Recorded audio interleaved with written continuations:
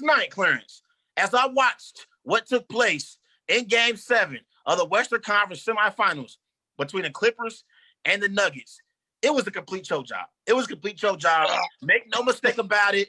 And the Clippers, honestly, for whatever reason, it seemed like once we got back to basketball and since we've been back playing basketball in the bubble, they really haven't been right ever since. You remember the incident that took place that was, everybody was talking about Lou Williams, how he went to Magic City in Atlanta. And it seemed like once he went to Magic City, Clarence, Lou Williams left his game in the ATL, man, because Lou Williams, he was terrible in this series. In this series against the Denver Nuggets, Lou Williams, I believe he shot like 4 of 27 from three-point range. He was terrible. He shot 3 of 11 from the floor in Game 7, and he was god-awful. He hasn't been the same since he left ATL, and I don't know what the hell is going on with him. He just hasn't really played well overall. What did he have last night? 7 points, 3 of 11 shooting from the floor, 1 of 4 from three-point range. But Lou Williams is not the two best players on this team, Clarence. The two best players on this team is Paul George and Kawhi Leonard. And Paul George and Kawhi Leonard last night, they combined to go 10 of 38 shooting from the floor. Paul George went 4 of 16 shooting from the floor. He was 2-11 from three-point range, had 10 points. In the fourth quarter, Clarence, they swung the ball to Paul George. On one particular play, Paul George hit the side of the backboard. I was watching the game, and I was here watching the game at home. I'm in Cincinnati. They in Orlando in the bubble. I had to duck. I was like, oh, man, where's that going? I didn't know where that was going. And then Kawhi Leonard, he was terrible. He shot 6 of 22 shooting from the floor, 2 of 7 from three-point range. He only had 14 points in a closeout game. Your two best players in a closeout game, they only gave the Clippers 24 points. Jamal Murray, he outscored Paul George and Kawhi Leonard by himself. He had 40 points last night and played big. But overall, in the fourth quarter is when your stars have to be stars and make plays for your team to win. And in the fourth quarter last night, Kawhi Leonard and Paul George went 0 of 11 shooting from the floor, and they went 0 of 7 from three-point range. Here's the deal. Kevin Durant lost a 3-1 lead to the juggernaut Golden State Warriors. They went 73-9 that year. Steph Curry and the Warriors lost a 3-1 lead to the great LeBron James, arguably a top 3 player of all time. Kawhi Leonard, Paul George, and Doc Rivers, who I'm going to get to in a minute, they just lost a 3-1 lead to a team that has no championship pedigree on their roster. No player on the Denver Nuggets, no player on the Denver Nuggets has a championship on their resume. They don't even have championship experience. Paul Millsap, he's only been to the conference finals, but they lost to a bunch of dudes who are dogs and they are playmakers, but they aren't superstars. Like Nikola Jokic, he might be inching his way into that superstar conversation. We're going to talk about him here in a minute, but they lost to a team that doesn't have any players on their roster who's been to an NBA Finals. This is very, very inexcusable. And Doc Rivers, he has to answer some of this bail as well. Doc Rivers, this is the third 3-1 lead he's lost in his career. He's lost 6 3-1 or 3-2 leads in his career, Clarence. And he got completely outcoached by Mike Malone. Like, Mike Malone completely outcoached Doc Rivers. And the Clippers lost double-digit leads in Game 5 and Game 6. And last night, they had a 7-point lead in the second half, and the Nuggets went on an 8-0 run. And once the Nuggets went on their run, the Clippers wanted no parts of the Nuggets. No parts whatsoever. And you could tell, I told you this on one Monday show. Remember I told you, I said, if the game gets late and the game is close heading into the fourth quarter, I guarantee you the Clippers are going to feel that pressure. And it happened in the fourth quarter, Clarence. And that's why Paul George and Kawhi Leonard went 0 of 11 shooting from the floor. It is inexcusable. This was a complete choke job. And they're going to have to answer all offseason long as to why they came short of expectations. It was a complete choke job by Los Angeles Clippers. Hey, it's a lot of questions I want to ask you on this general topic, though, Trey, because right here, I just can see your face. I seen all the statuses you made, and it's just like, wow. You even seen the Undisputed show, Skip. had his hand down all through the shot. Yeah.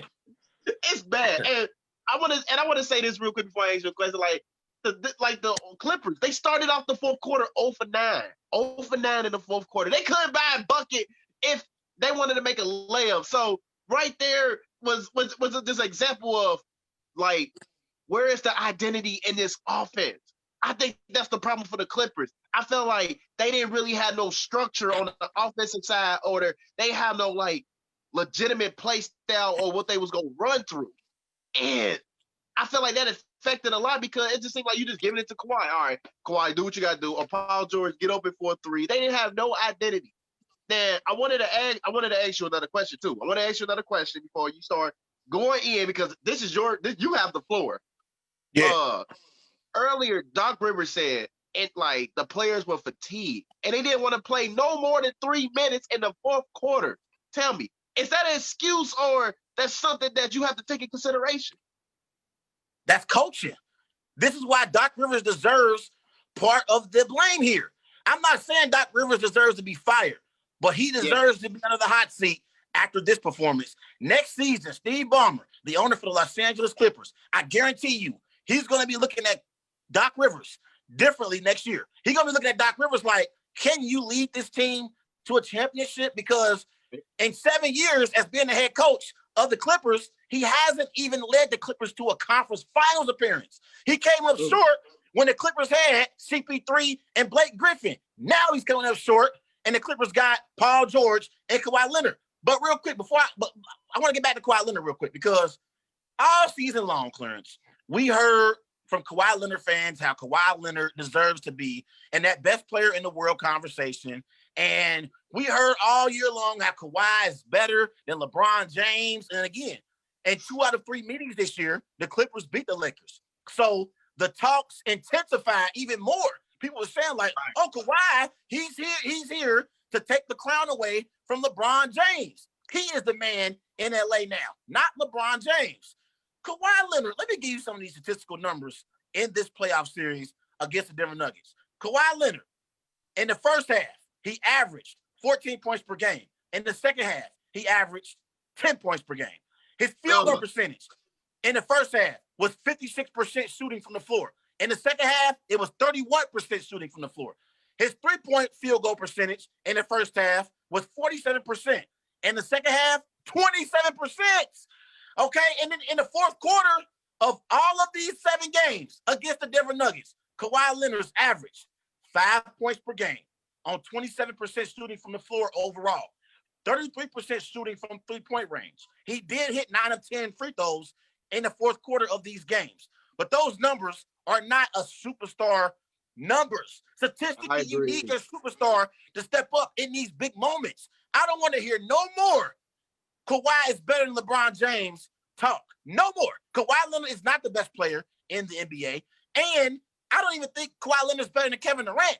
Now, you can disagree with me, but Kevin Durant lost to the 73-9 Golden State Warriors. He lost to the Splash Brothers. This dude just lost to the Denver Nuggets and Nikola Jokic, someone who can't jump higher than me or you, Clarence. I love the Joker. But the Joker ain't got no ups. He just doesn't. So overall, Kawhi Leonard, no more he's better than LeBron James. He's not. LeBron James is the best player in the world. And one more thing, Clarence, before I let you go. I want to go ahead and give LeBron James a round of applause for tonight on Wild Guys. Because LeBron James has won his 4th NBA championship. I'm going to say it right now tonight on the Worldwide Sports Network. LeBron James just captured his 4th NBA championship. He is now 4-6 in the NBA Finals. You already just merchant it. Yes, LeBron James and the Lakers will win the championship here in a few weeks. And Anthony Davis gets his first championship as well.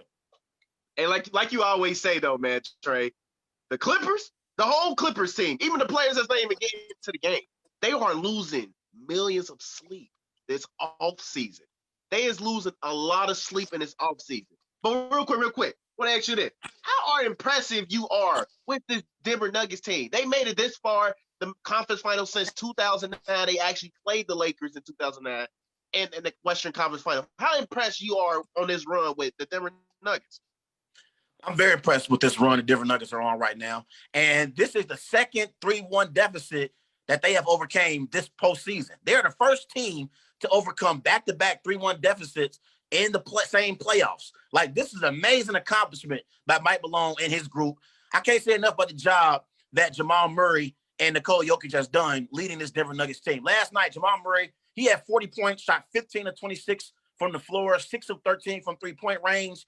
And in the fourth quarter, it wasn't Kawhi, it wasn't Sweet Lou, it wasn't Paul George. It was Jamal Murray who stole the show in Game 7 with the Western Conference Finals berth on the line, Clarence. Jamal Murray was absolutely sensational last night, and he proved why he deserves to be in that, best players in the NBA on the come up. When we talk about all these young players in the NBA, Donovan Mitchell, Devin Booker, Luka, Jason Tatum, I think we got to include Jamal Murray into that conversation after these performances that he's put together in these playoffs. You remember in round 1, they were down 3-1, but Jamal Murray, he went shot for shot with Donovan Mitchell, and he kept the Nuggets in that series. And now we fast forward to this series.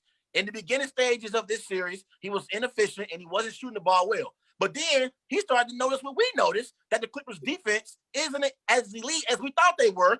He started to put the ball on the floor. He got to the rim, got to the free throw line, and created opportunities for others. Last night, he went 4-4 from the free throw strike. So he's done a great job at creating opportunities for others and scoring the basketball when it's called upon. Like, he's done a hell of a job. So Jokic, I believe Jokic also, last night, he only had 16 points, but he had 22 rebounds and 13 assists. I think the Joker is the best passing big man we have in the league. And I think this 1-2 duo between Jokic and Jamal Murray is a duo that we have to look at as future seasons to come as a duo can possibly win a championship, Clarence. I was very impressed with this run that the Denver Nuggets have been on, but it has come to an end because they are running now into LeBron James. And what they just did to Kawhi Leonard and Paul George, they won't be able to do against LeBron James and Anthony Davis. But nevertheless, it was a great run that they've been on since we've been in the bubble.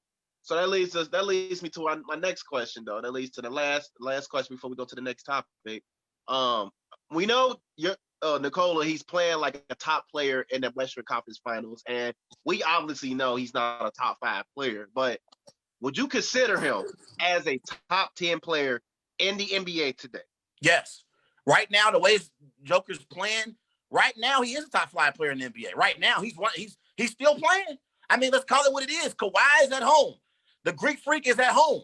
Chris Middleton is at home. Kevin Durant was injured this year and didn't play. Kyrie Irving was injured this year and didn't play. Right now, he's a top 5 player in the NBA who's still playing. Of the 4 teams that's remaining, talk about the Boston Celtics, Miami Heat. We talk about the Lakers and the Nuggets. Obviously, with the Celtics, we got Jason Tatum. We know with the Miami Heat, we got Jimmy Butler. With the Lakers, it's LeBron, Anthony Davis. You can make an argument that the Joker deserves to be on that top 5 players that's still playing list, right? I mean, We'll go number 1, we'll go probably LeBron. Number 2, probably Anthony Davis. After that, probably Jimmy Butler, Jason Tatum. I think the Joker deserves to be number 5 right now on that list. You know what's funny? That's the exact list what I had. Trey. You're reading mindset. And I think he is like a top player that you have to recognize in the NBA because he's one of the best. In my eyes, he's one of the best big men in the game because he's not athletic, but he's skill-setted enough. Like, because when defenders are guarding him, they trying to figure out, is he going to look for the pass or he's shooting the ball? So he gives them 2 options when they defending him. And I truly believe that you can win a championship with this guy. I like how he's a hard worker. Him and Jamal Murray, I expect something big for them in the future. But one more thing. So what's next for the Los Angeles Clippers for this offseason? What's next? It's a possibility they might lose Montrezl Harrell and Marcus Morris to free agency. We'll see what happens. But their team, for the most part, will be back next year. And their main core will be back. But if they don't get it done next year, Clarence, you can make a legitimate argument that they're going to break this team up because I think Paul George and Kawhi Leonard, they could have signed 4-year deals, when they signed with the Clippers last offseason, but they signed 2-year deals. So I think they got player opt-outs next season. So if they don't get it done next year, they in trouble, and it's not going to get any easier. They just lost to the Denver Nuggets, an up-and-coming team, that's going to gain more playoff experience now that they're in the Western Conference Finals. So this is a team that if they don't get it done next year, they might be broken up.